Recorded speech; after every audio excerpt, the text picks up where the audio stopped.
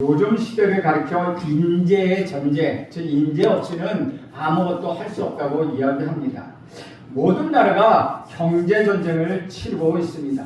그 핵심은 인재가 있다는 말입니다. 어느 나라가 우수한 인재를 확보하느냐에 따라서 그 나라의 미래가 결정된다고 할 수 있습니다. 기업도 마찬가지라고 할 수 있습니다.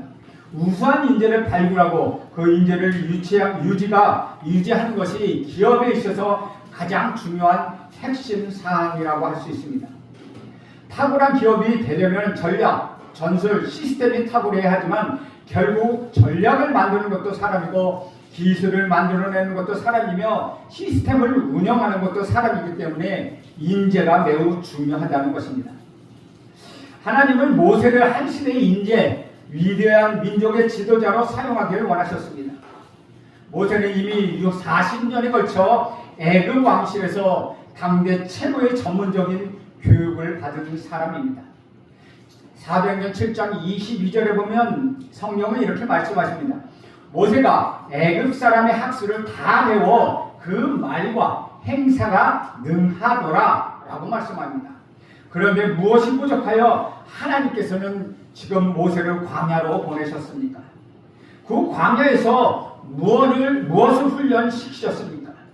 모세는 아침에 일찍이 일어나 양떼들을 끌고 밖으로 나가 풀을 먹이고 저녁에 돌아오는 그런 반복적인 생활을 40년 동안 했습니다. 늘 똑같은 일을 반복했기 때문에 성경에는 특별하게 기록할 것이 없었던 것 같습니다. 그래서 성경에는 40년 광야 생활이 하만에 대하여 별로 기록된 것이 없습니다. 오늘 본문에는 40년 초기 생활에 아주 간단하게 기록하고 있습니다. 모세의 결혼에 대한 이야기입니다.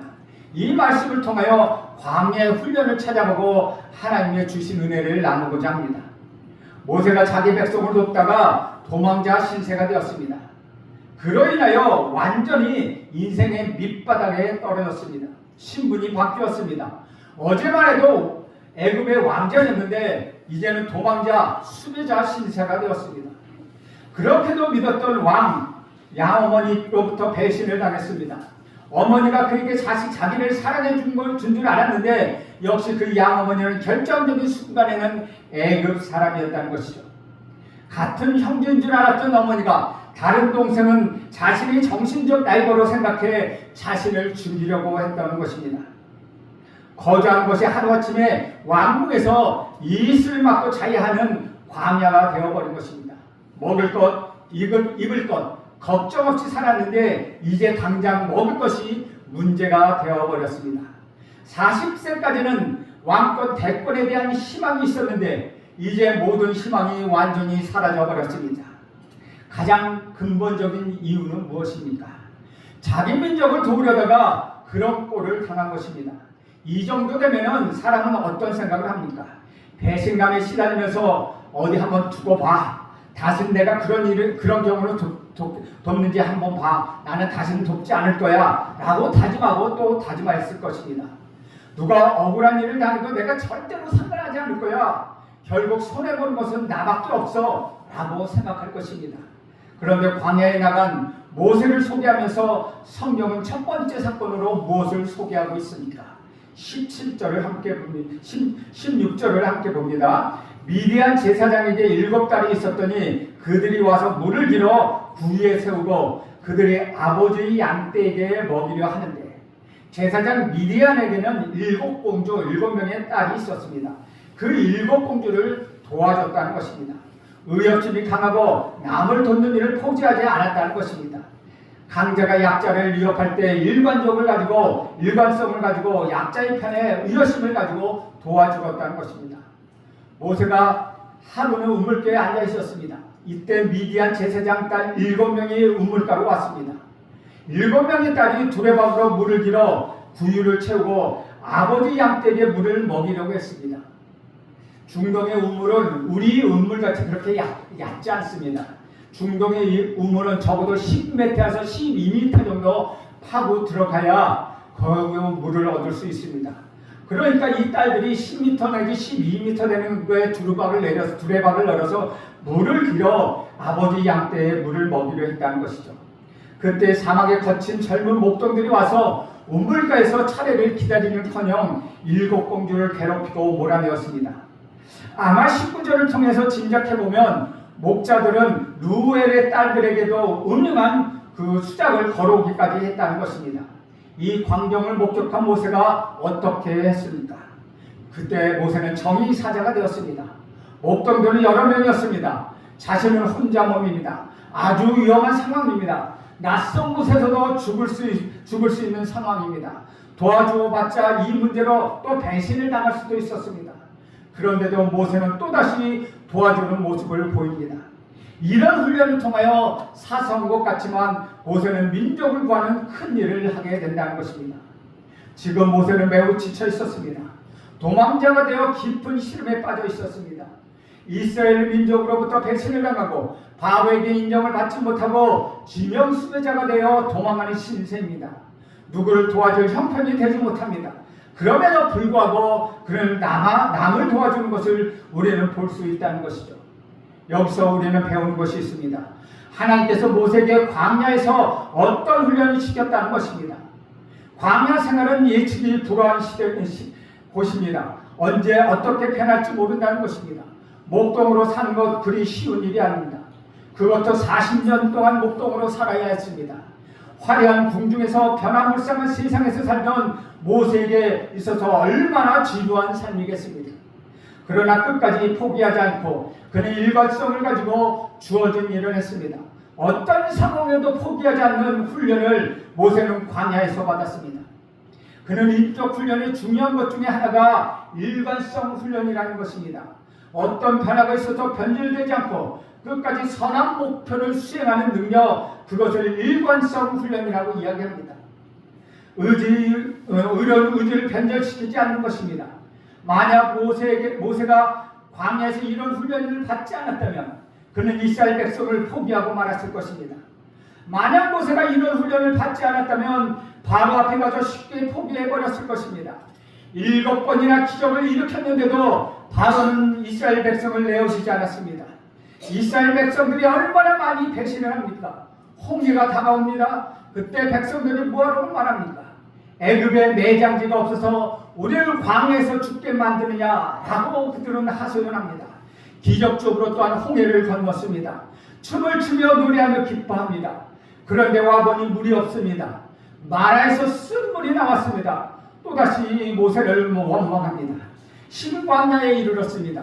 이제 먹을 것이 없다고 먹을 것이 떨어졌습니다.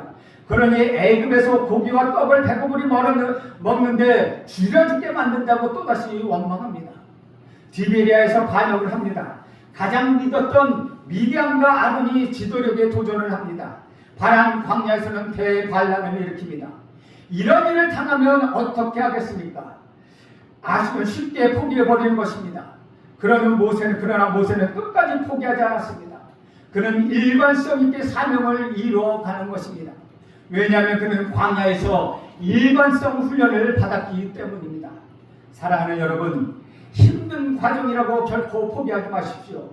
순식간에 광야가 다가오면 이제는 끝이라고 여러분 포기하지 마십시오. 끝까지 이루고자 하는 목표를 향하여 이루어질 때까지 그렇게 달려나가십시오. 이 광야의 생각은 여러분이 하나님을 훈련하는 과정임을 기억하십시오.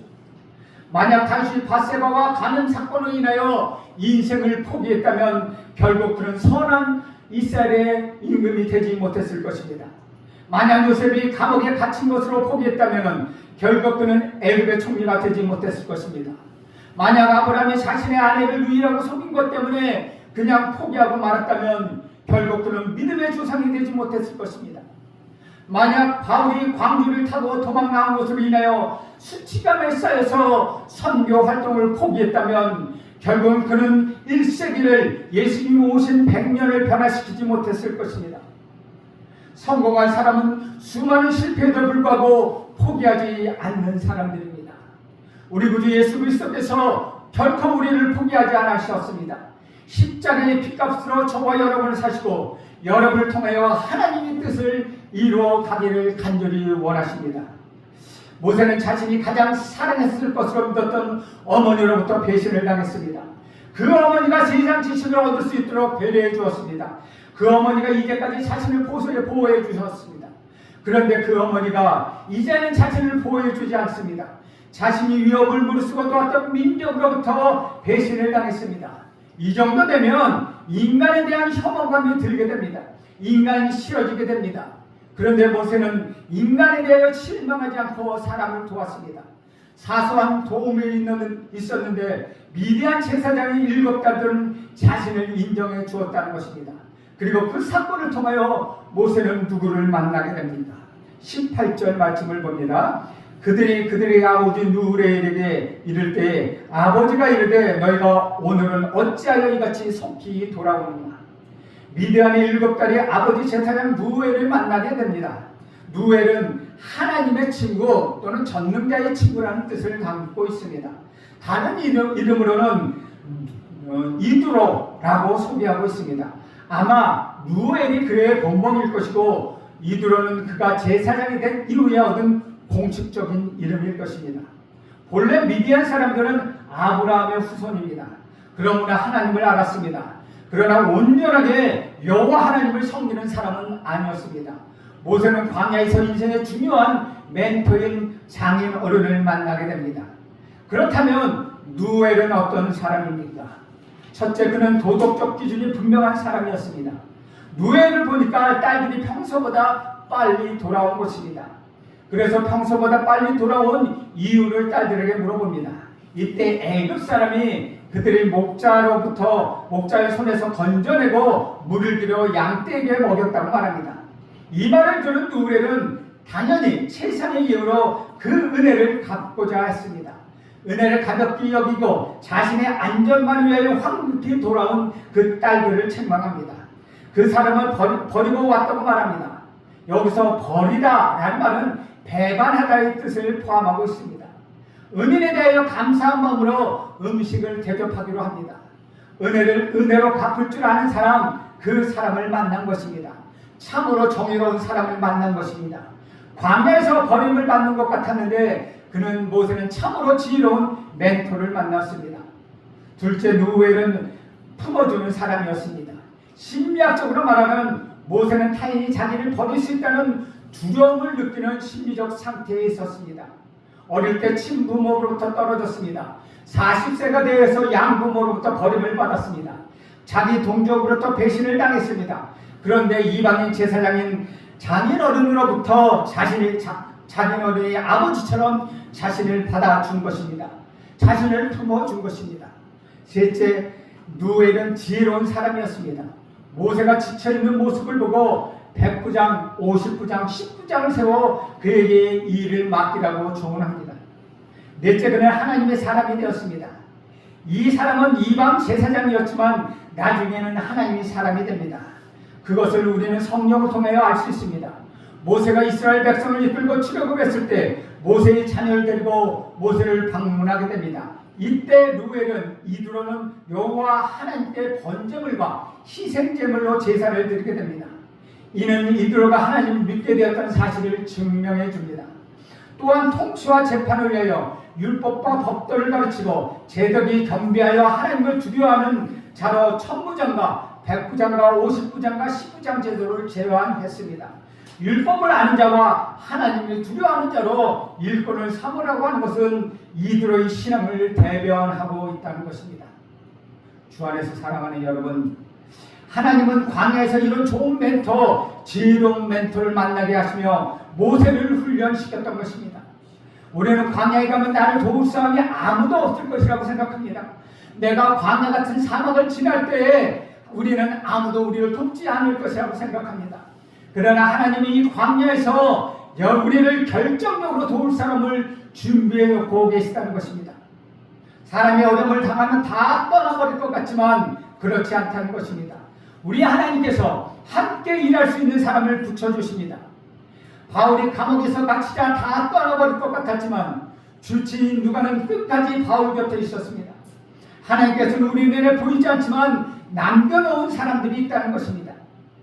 엘리야가 자신 혼자 남았다고 하나님께 죽여달라고 했을 때 그때 하나님은 그러나 내가 이스라엘 가운데 7,000인을 남기리니 다 무릎을 바알에게 꿇지 아니하고 다 그 입을 바알에게 맞추지 아니한 자니라 라고 말씀하십니다. 요셉이 홀로 팔려가는 것 같았지만 하나님은 보디발을 준비시켜 놓았고 보디발의 아내와 술 맡은 관원장, 떡 맡은 관원장을 준비해 놓으셨습니다. 민족이 죽음 앞에 서 있는 모두에게 하나님은 에스더를 준비시켜 놓았습니다. 광야에서 인생의 멘토를 우리는 만나야 합니다. 평생 여러분을 도와주고 지혜를 줄 수 있는 그런 멘토를 만나야 한다는 것입니다.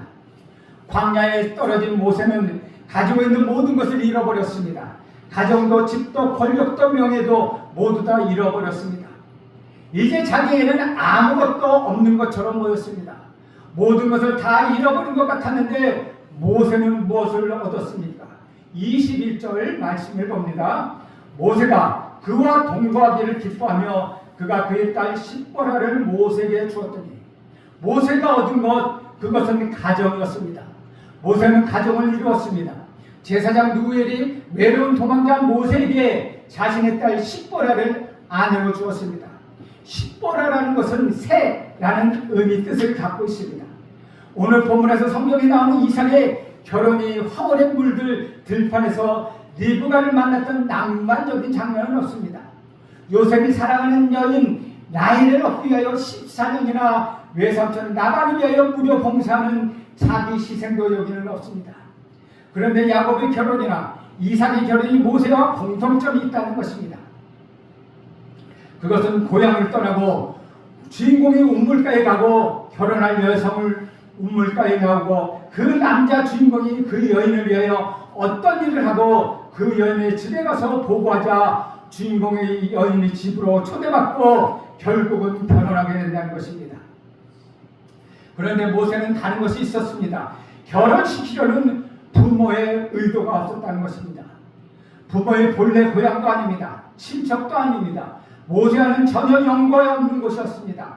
모세의 배우자는 혈통적으로 아무런 관련이 없다는 것입니다. 이삭과 야곱의 경우 부모의 관심과 애정 속에서 철저히 계획된 채로 가정을 꾸미게 되지만 모세의 경우에는 이집트인을 살인한 사건으로 인하여 실제로는 양부모와 친부모 모두에게 버림받은 상태에서 결혼을 하게 된다는 것입니다. 결국 하나님께서 말씀하시고자 하는 것은 무엇입니까? 하나님이 모세를 결혼시켜 주었다는 것입니다.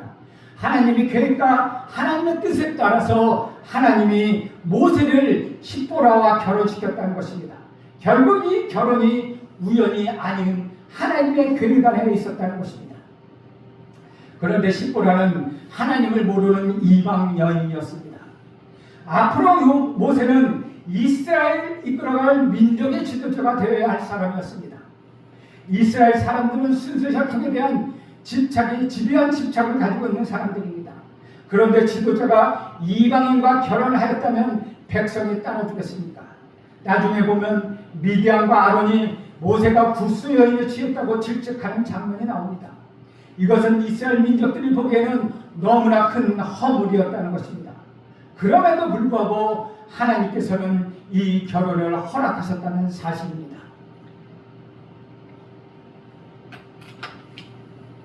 이미 모세는 국제화된 인물입니다. 당시 가장 강대국 애굽의 왕자였습니다. 이미 그대로 있었더라면 클레오파트라와 같은 대단한 여인과 결혼했을지도 모릅니다. 그런데 모세는 초라한 미이한 여인과 결혼합니다. 지도자의 아내로서 부족할 수 있습니다. 그래서 하나님은 모세를 낮추시는 훈련을 시작하십니다. 결혼이라는 것이 얼마나 예민한 부분입니까? 십보라는 모세의 격에 맞지 않습니다. 지식이나 지위나 능력의 모든 면에서 모세와 비교해서 부족한 여인이었습니다. 하나님은 이 결혼을 통하여 모세를 낮추시는 겸손의 훈련을 시작하십니다. 교만했던 모세를 광야의 가정생활을 통하여 그를 겸손하게 만드신 것입니다.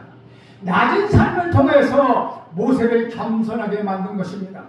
40년을 그는 그렇게 살아야 했습니다. 지금까지 누려왔던 지위, 지금까지 누렸던 풍요로운 자부심, 학식 등 실제적으로 포기해야만 했다는 것입니다. 겸손하지 않은 지도자는 오래가지 못합니다. 큰 인물은 큰 인격에서 나온다는 것입니다. 그런데 비교도 되지 않는 것 같은 십보라는 어떤 사람입니까? 모세에게 주어진 십보라는 어떤 사람입니까? 십보라는 첫째, 외로움을 감싸주는 여인이었습니다. 결혼하고 아들을 낳았습니다. 이름을 무엇이라고 지었습니까? 게르솜이라고 지었습니다. 타국에서 개, 내가 그곳에서 객이 되었다는 말입니다. 도피했던 그곳에서 이방인이 되었다는 뜻을 담고 있습니다. 이것이 당시 모세의 심정이었다는 것이죠. 미디안 광야에서 이 생활이 자신의 처지를 담은 그런 이름입니다. 그 이름을 달래주고 동반자와 길벗이 되어준 사람, 그 사람이 누구입니까? 초라하고 부족할 것 같지만 바로 십보라였다는 것입니다. 성경 전체에서 십보라의 이름은 세 곳에 나옵니다. 오늘 출애굽기 2장 21절, 4장 25절, 18장 2절에만 나오기 때문에 위대한 지도자 모세의 분이 어떤 역할을 하였는지는 잘 모릅니다. 그러나 나타난 내용으로 보면 애굽 왕실에서 부귀영화를 누리다 미디안 광야의 목독이 된 모세가 광야에서 감사를 지는 훈련을 받는 동안 그를 돌보는 배필로서의 역할을 충실히 감당했다는 것입니다. 둘째는 둘째 아들을 낳은 후에 그의 이름을 엘리에셀이라고 지었습니다. 나의 도움이 되시는 하나님이라는 뜻입니다. 그의 변화된 심정을 잘 나타내고 있습니다. 광야가 고독의 현장이 아니라 하나님의 도움의 현장, 하나님을 더 알고 하나님 더 깨달아가는 현장임을 고백하는 이름입니다. 두 번째, 십보라는 모세의 생명을 살려주는 여인이 됩니다. 모세가 사명을 받고 출발할 때 죽음의 위기에 처해 있었습니다. 작은 아들 엘리에셀의 할례 문제 때문이었다는 것이죠. 이때 그 죽음의 위기에서 모세를 구해준 사람은 그 누구입니까? 바로 십보라였다는 것입니다. 초라한 것 같고 잘못된 결혼 같지만 아내는 십보라는 그의 죽음에서 구원해준 사람이 되었다는 것입니다. 셋째, 십보라는 남편을 위하여 희생하는 여인이었습니다. 남편이 자기 사명을 깨닫게 되자 편안한 미디안에서의 생활을 버리고 그를 따라갔습니다. 금이 환영하는 일이 아닙니다. 그것은 고난의 길이었습니다. 남편의 동족들이 이스라엘에서 노예 생활을 하고 있다는 것 그는 뻔히 알고 있었습니다. 그래도 남편을 믿고 남편을 따르기로 선택합니다. 그러나 그녀는 이스라엘 사람들의 사회에 안착하지 못하고 결국 다시 친정 미디안으로 돌아오게 됩니다. 이스라엘 사람들이 이집트에서 탈출한 후에 남편과 상봉하게 됩니다. 왜 그랬습니까? 고난을 피해 도망간 것입니까? 저는 그렇게 보지 않습니다. 그녀는 이스라엘 사람으로부터 이방인으로부터 냉대를 받았다가 결국 쫓겨난 것입니다. 순수 혈통에 대한 집착이 강한 이스라엘 사람들의 입장에서 모세의 아내가 마음에 들 리가 없었다는 것입니다. 그때 십보라는 자신의 존재로 인하여 지도자로서 남편의 권위가 흔들리고 있는 그 현실에서 십보라가 할 수 있는 최선의 선택은 남편의 곁을 떠나는 것이었습니다. 두 아들을 데리고 아버지 누에게로 돌아갈 정도로 판단력이 있고 남편을 위하여 실행할 줄 아는 강한 여자, 그 여인이 바로 십보라였다는 것입니다. 우리가 광야에서 배울 수 있는 것은 먼저 광야 생활을 통하여 우리는 겸손해진다는 것입니다. 낮아질 때에 하나님께 매달리게 되고 하나님의 뜻을 이루게 된다는 것입니다. 낮아질 때 작은 것도 작은 것도 우리는 귀중하게 여기게 됩니다. 남아있는 것에 귀중함을 알고 그것을 붙들고 의존한다는 것입니다. 이 광야 생활에서 우리가 배우게 할 것은 둘째는 다 잃은 것 같지만 그래도 하나님이 남겨놓은 것이 있다는 것입니다. 그것이 걸음이 되고 그것이 뿌리가 되고 나무가 자라고 열매가 맺게 하신다는 사실입니다. 겸손의 훈련은 상당의 시간이 필요합니다. 사랑하는 여러분, 광야에서 진정한 우리 하나님을 만나야 합니다. 하나님께서 왜 저와 여러분을 광야로 보내십니까? 신명기 4장에 보면 그 이유를 세 가지로 말씀하고 있습니다. 첫째는 낮추시기 위함이었다는 것이죠. 다른 말로 하면 겸손하게 하기 위함이었다는 것입니다. 인간이 되게 하기 위함이었다는 것입니다. 자기 주제를 파악하기 위함이었다는 것입니다. 하나님이 자신이 하나님이 아니라는 사실을 알게 하기 위함이었다는 것입니다. 모든 것이 내 마음대로 되는 것이 아니라는 사실을 사실을 뼈저리게 느끼게 하겠다는 것입니다. 모든 것이 잘 되면 사람들은 끊임없이 교만하게 됩니다. 이 교만이야말로 인간의 최고의 문제라는 것입니다. 교만한 사람은 내가 모든 것을 할 수 있다고 생각합니다. 하나님의 필요성을 느끼지 못합니다. 그래서 하나님을 찾지 않습니다. 자기 자신에게 몰입하게 됩니다. 나는 참 괜찮은 사람이야 라고 생각합니다. 자신을 믿을 수 있다고 생각합니다. 그러나 어려움이 당하면 그때야 비로소 자신의 한계를 느끼게 된다는 것입니다. 내 힘으로는 모든 것을 할 수 없구나.